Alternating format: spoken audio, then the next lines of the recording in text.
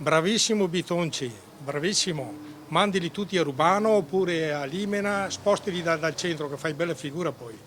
La battuta sarcastica di un cittadino di Rubano. Qui dovrebbe essere collocata in un alloggio di proprietà del comune di Padova un nucleo delle famiglie rom appena sgomberate dal campo abusivo di via Bassette a Mortise.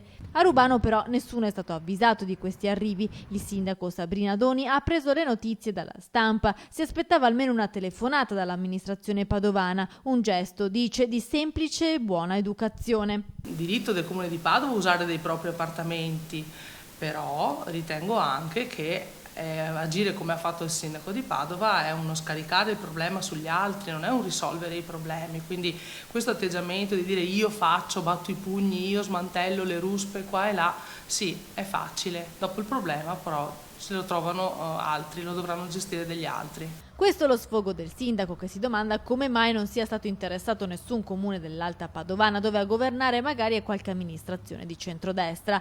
Spero che i criteri di assegnazione degli alloggi siano legittimi e che non siano stati scavalcati i padovani in attesa di un alloggio popolare, continua Sabrina Doni. Mi auguro che, trattandosi di casi di emergenza abitativa, in questo caso, che il Comune di Padova stia pensando a livello di servizi sociali ad un progetto da fare con queste persone. Non penso minimamente, non sarà così, non sarà che il Comune di Rubano si farà carico anche di queste ulteriori spese sociali.